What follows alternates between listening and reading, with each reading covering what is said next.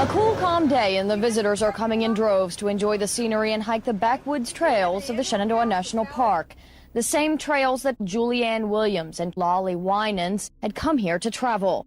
They were last seen alive on May 24th. Their bodies were found 8 days later. Hey you, and welcome. My name is Mike, and in this old podcast, we are taking a hike over the Blue Ridge Mountains to Shenandoah for a look at a mystery that takes us all the way back to May 1998, if you can believe that. What a year. Is that what? The year Independence Day came out. What a vintage. You guessed it, Huns. It's back to the woods for this old podcast. You know, I've said it before and I'll say it again. There's always something kind of creepy about the woods. Like, you know, real cool and pretty and beautiful. One with nature. Please don't have sex with the trees. But also, it's like humans. We're, you know, whoops, back of the line, pal. And by that, I mean we're back at the end of the food chain. But like, also, I don't know, something eerie there. I guess maybe it's because we're not used to it. Maybe there's something out there, or maybe I've just seen Ernest Goes to Camp too many times.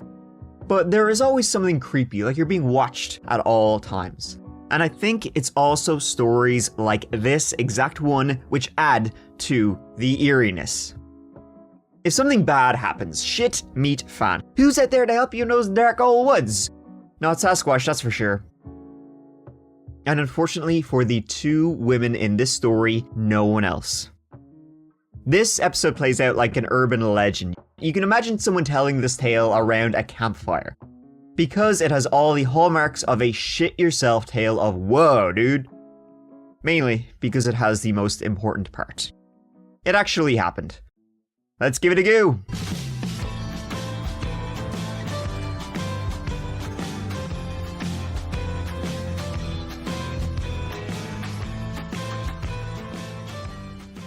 The Shenandoah National Park is almost 200,000 acres of sprawling green woods, rolling hills, and nature trails.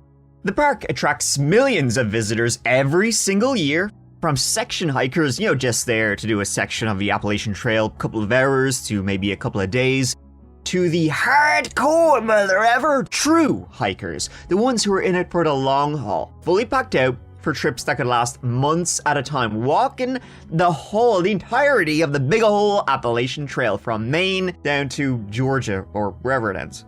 It's the closest modern day Americans, I guess, or modern day travelers can come to walking in the footsteps of the first pioneers reaching out across the continent for a chance at a new beginning. You know, the kind of people who would be up to that sort of stuff. People we've talked about before, like the Harp Brothers, Mason of the Woods, going around, slitting necks, and having a lovely stroll in the woods.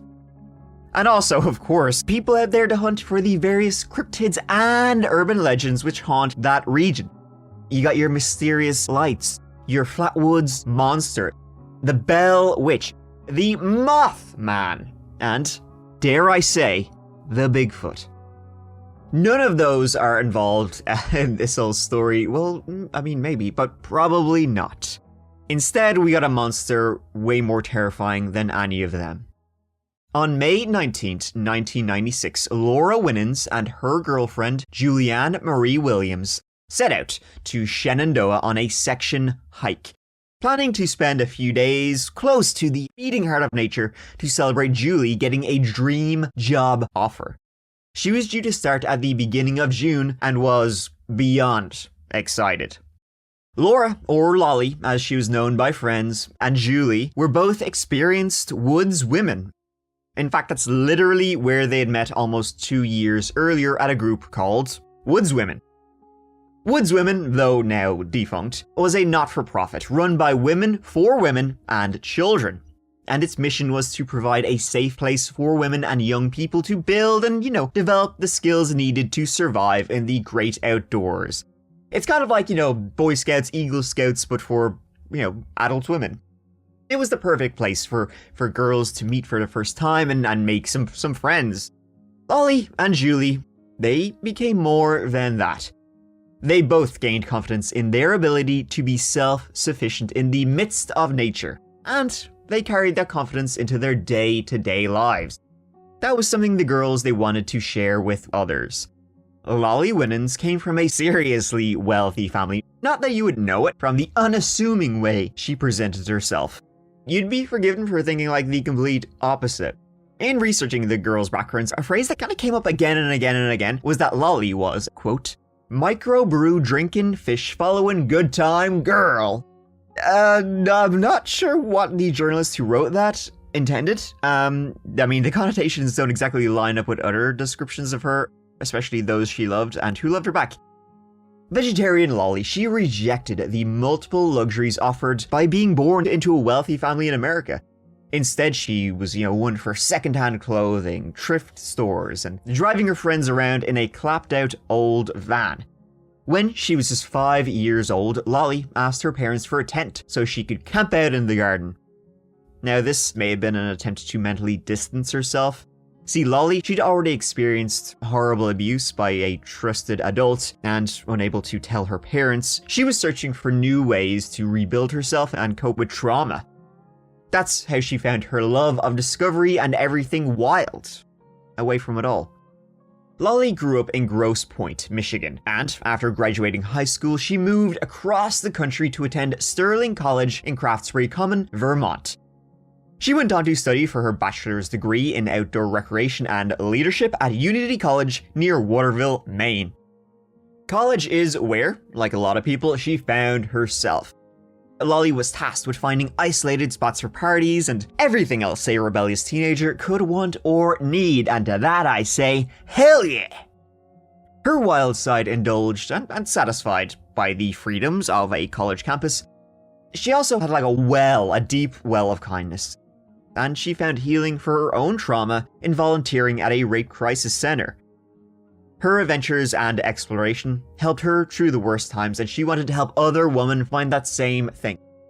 She would often lead sexual assault survivors on outdoor hikes, retreats, all that kind of stuff. Julie, on the other hand, she was born into a conservative Catholic family and grew up in St. Cloud, Minnesota. She was a serious athlete, winning the Minnesota State tennis doubles. Her first academic love was geology, ladies and gents. The rocks, she was mad for them. She managed to combine her interests, spending some time in Italy on a trip to study the extinction of dinosaurs. Lock and load. In addition to being the perfect student and graduating from Carleton College in Northfield, Minnesota with the highest honors, Julie also offered her free time to volunteer at a women's shelter and in other community service work. Basically, she was one of those people who kind of makes everybody else look bad. Julie settled in Richmond, Vermont, a town big enough that she didn't feel like she had to hide who she was, but also she didn't feel like she was being swallowed by the big old city. She kept up a busy but fulfilling work-life balance, splitting most of her days between hanging out with friends in the coffee shop beneath her apartment and working in a bookstore to support herself and her adventures. Our story begins on the 19th of May 1996, which was the day Lolly and Julie arrived in the Shenandoah National Park, along with Lolly's golden retriever, Taj. They began by taking things easy. They were averaging around 5 miles a day, and they were taking in the scenery and being with each other again after maintaining a long-distance relationship. Lolly, she was just a single semester away from graduation, and Julie was looking forward to her new job in Vermont. They had a lot to celebrate and look forward to. Sometime around the 24th of May 1996, they found an old bridle trail. It was set back around 250 yards from the main Appalachian Trail, and it was right next to a flowing stream. Seeing this, they thought it was the perfect place to set up camp. Close enough to the trail, you don't get lost, but not too close. At the time, the park required that camps being made outside of the designated points along the main trail should be set back, out of sight. And this old trail, it wasn't on modern maps. It's likely that the girls found this little path entirely by accident and, hey, this looks good. Looks like a good place to camp for the night. On May 30th, Laura and Julie's friends, they were starting to get concerned. They'd heard nothing from the girls for almost a week. And though this was before constant communication through cell phones, It was still heavily out of character for either of them to be out of contact for so long. Eventually, the concern grew to the point that one of Julie's friends contacted her father, and they agreed it was not normal for her to be out of contact, especially considering she'd be starting a new job the very next day, on the 1st of June. So Julie's dad, he contacted the police, and after a little poking, prodding, and encouragement, a search began. By this point, Taj, the golden retriever, he had already been found wandering the park and turned over to the US Park Rangers. The search, however, for Julie and Lolly, it didn't last long. The next day, after the girls had been reported missing, on June the 1st, the same day Julie was due to begin her new job and also had been planning on attending a friend's wedding, park rangers made a discovery they will likely have burned into their memories forever. The camp was found where they had parked it on the 24th, about 250 yards off the main trail. When they wandered over, the rangers found the camp in a very eerie state, and there was a smell emanating from the area. Camping items were strewn about the place, and the tent was partially collapsed, but 2 feet could be seen sticking out. Laura's body was found inside the couple's tent. She'd been bound and gagged with duct tape and her thermal underwear. She was only partially dressed, and her throat had been cut. Around 40 feet away down an embankment, they found Julie. She was similarly bound and gagged, and her throat had also been cut. Both women had been zipped up completely in their sleeping bags. It's thought that Lolly was killed first, and probably fairly quickly after they first encountered their attacker. Julie had then been taken away and sexually assaulted before being killed. There was little sign of struggle at the scene. Park investigators did find several items that appeared to be out of place or not to belong to either of the women, including a vibrator that seemed to have been deliberately placed or staged, and a pair of gloves that may have been accidentally left behind. As no foreign fingerprints were found, the killer had been wearing these gloves and took them off and dropped them. They did manage to recover a hair sample though, and the hair didn't belong to Lolly or Julie and had been caught in the tape used to bind their hands, so it's fairly certain that it came from the killer.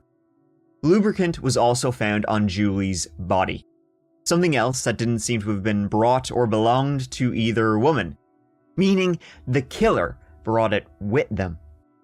It appears obvious that the murderer had prepared some kind of kill kit.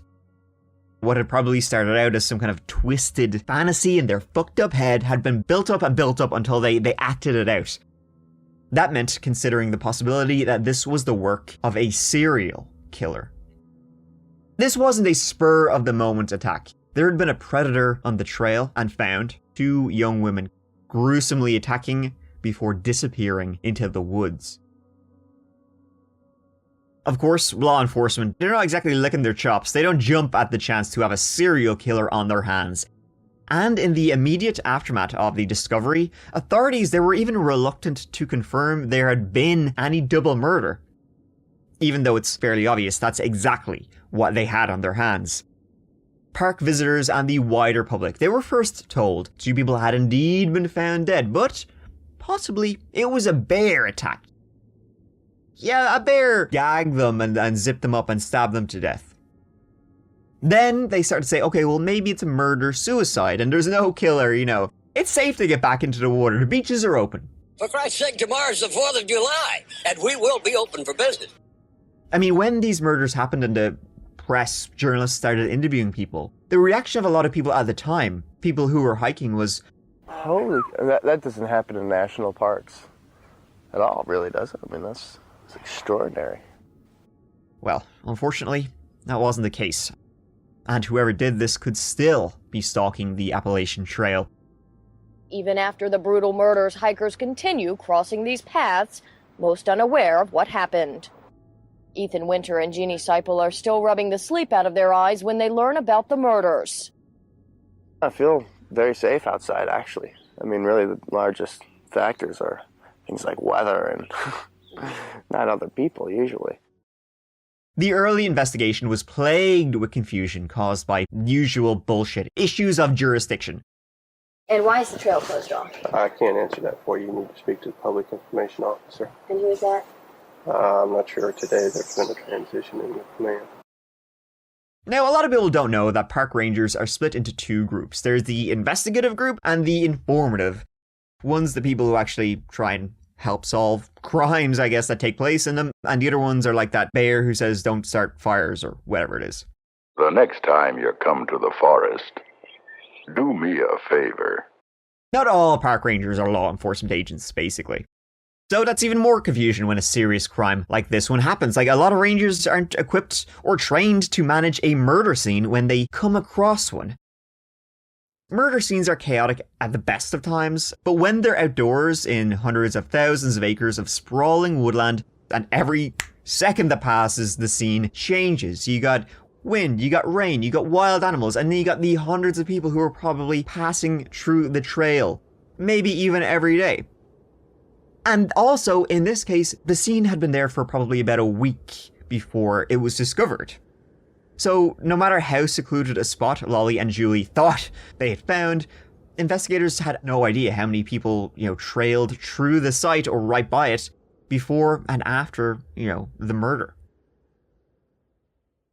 In the end, though, because the murders took place on federal land, a national park, the FBI took the lead in the investigation.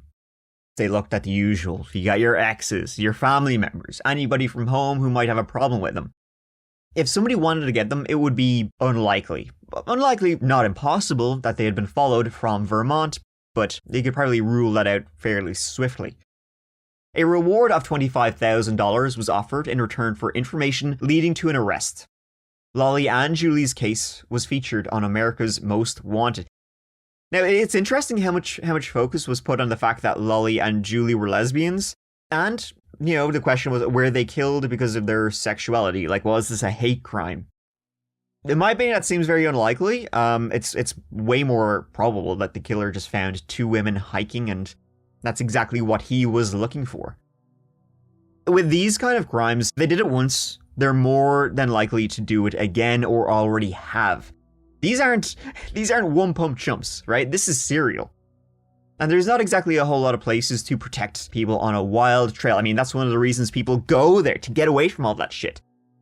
Unfortunately, that's exactly why killers would go there too.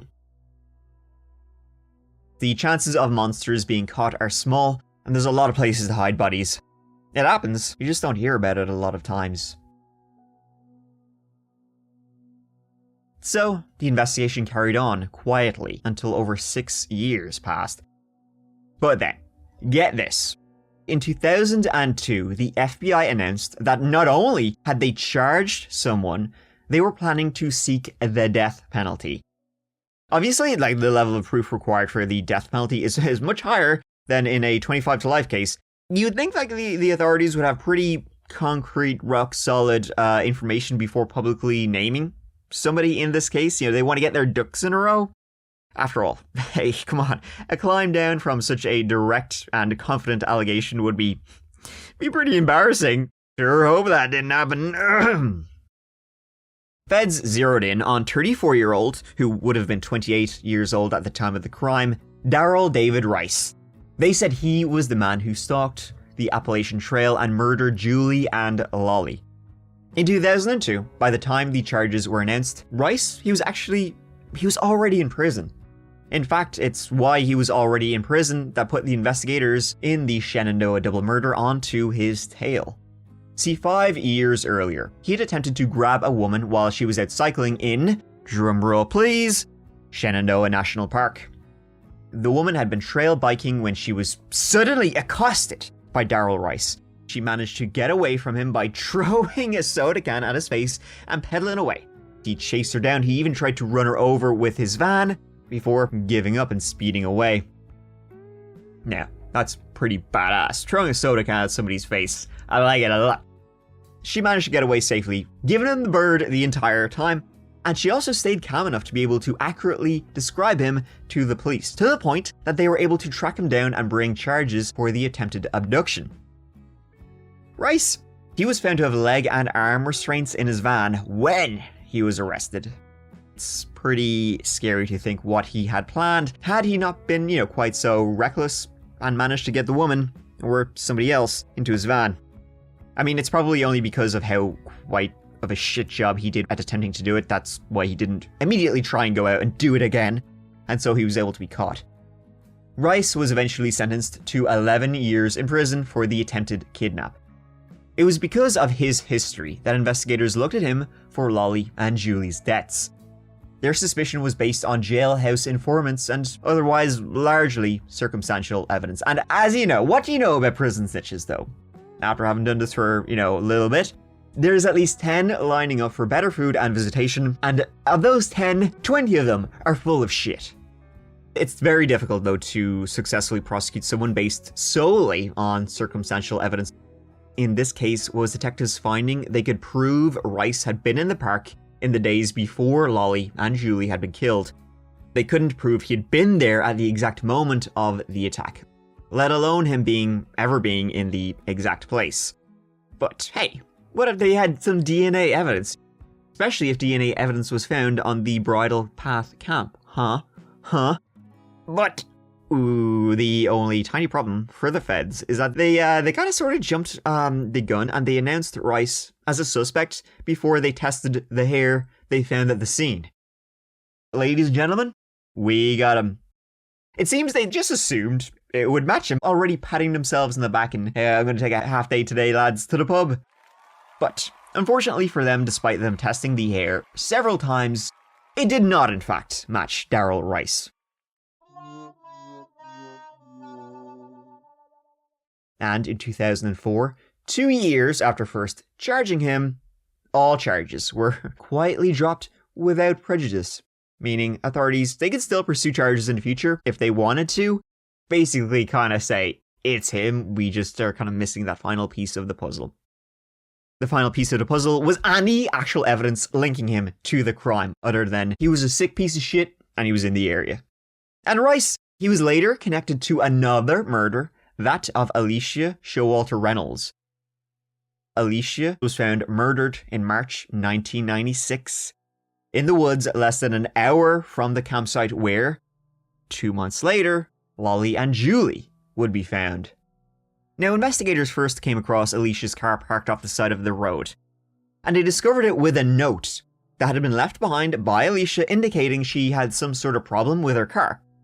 But investigators would discover there was absolutely nothing wrong with her car, leading them to think that she had been flagged down by someone pretending to have seen sparks coming from the back of her car. The exact method several other women had reported a man using in order to get them to pull over, and several who did said they were taken to a payphone though without incident. But those who ignored this guy said he flew into a rage and he tried to run them off the road. So likely Alicia had been driving, a guy flashed the headlights at her, got her to pull over, saying he had seen something wrong with her car, said he would drive her to a payphone to call for help. Her body wouldn't be found for a couple of weeks. Witnesses said they'd seen Alicia talking to a man on Route 29, alleged to match Rice's description. Investigators suspect that the earlier incidents were a stalker building up to an assault. He had used this trick on many women, a lot of them walking scot-free, until eventually he built up the courage to get one of them, and then possibly, maybe, a couple of months later, he found Julie and Lolly. Though he did end up pleading no contest in 2005 to one of the attempted abductions attributed to the Route 29 stalker, as he was now being called, Rice strenuously denied involvement in the other attempted kidnappings. His one actual conviction in this stalking place was on the 23rd of February 1996. He attacked a woman named Carmelita Shomo. She said she was driving along on Route 29 when she saw a driver flashing his lights behind her. She pulled over to the side of the road because she thought it was somebody maybe she knew, one of her friends trying to get her attention. She pulled over, this guy pulled over, he got out and he told her sparks were coming from underneath her car and it wasn't safe to drive it. Then he said he would drive her home. But as she was in his car, Sitting beside him, he grabbed her hair, shoved her head into his lap, and he demanded her purse, hitting her with a screwdriver. She tried to jump out of the car but got tangled in the seatbelt and was dragged along the road for several feet before the driver stopped the car and ran. Daryl Rice pled no contest to that, and he was sentenced to 14 months in prison. Interestingly enough, though, something that came out of the whole Rice saga was an alternative suspect, who federal investigators were actually pointed to by Daryl Rice's lawyers. Of course they were. Known serial killer, an absolute piece of shite, Richard Mark Evanitz had a long history of sexual and violent crime, including 3 years probation for indecent assault. But he was most known as being the only suspect in the 1996 abduction and murder of 16-year-old Sophia Silva in Virginia, and the 1997 double murder of sisters Kristen and Katie Lisk, also in Virginia. All 3 had been abducted from their front lawn. In 2002, Evanitz kidnapped another girl, 15-year-old Cara Robinson Chamberlain, who he took to his house and he assaulted. She managed to escape when he fell asleep, and she alerted the police. She even identified him by a note she'd read on his fridge. The police, they were hot on his tail, and they surrounded his house. Evanitz, though, he refused to give up his gun to the police, who eventually sent the dogs in, and after several bites from one good-ass boy, Evanitz shot and killed himself. Now, a lot of circumstantial evidence connected Evanitz to the Alicia Showalter case, just as it had with Daryl Rice. He was active, he was not far from where she was found, but Alicia Showalter was also older than his usual victims and wasn't really much there.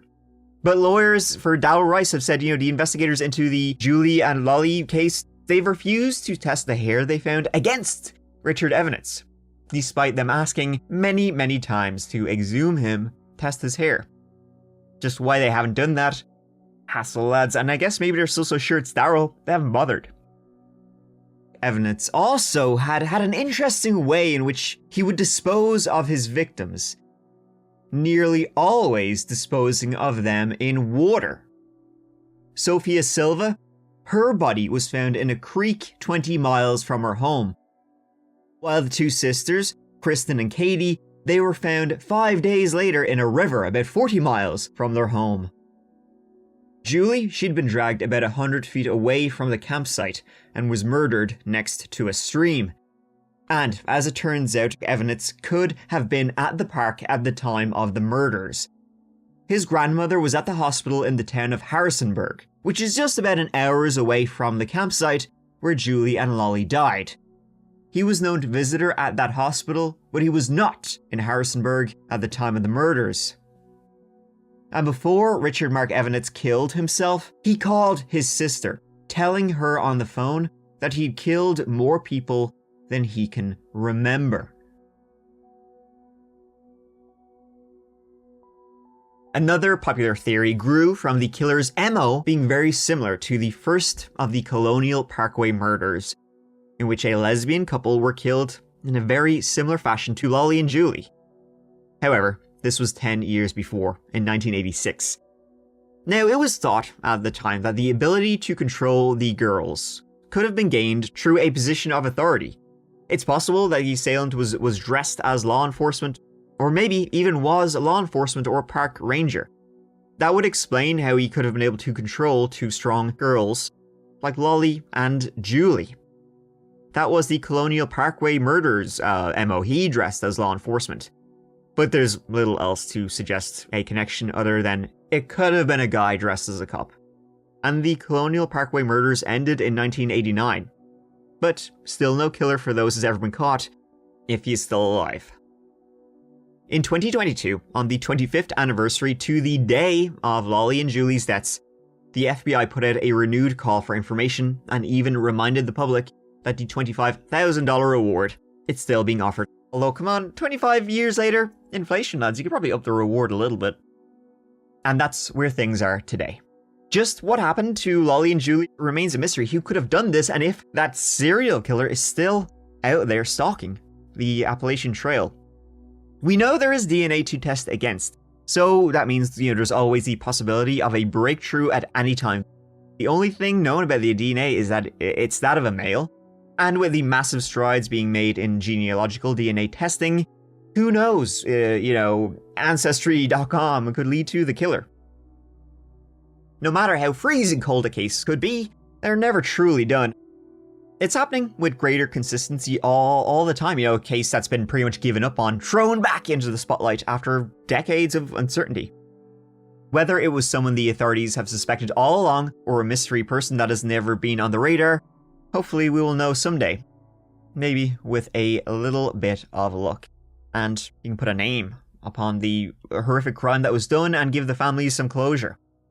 There are many, many, many things that are sad about this one. But, it's good to know that not only did both girls live and experience more in their 24 and 26 years than a lot of people will in lifetimes, they also brought love and light to a lot of others who needed it most. And that's what matters. Thank you so much for listening. I really, really appreciate you taking the time to listen to this old podcast. Please, if I could ask anything, if you could rate and review the podcast, that helps out so mucho much. Until the next one, please take care of each other and yourselves, because guess what? I love you. Mike out.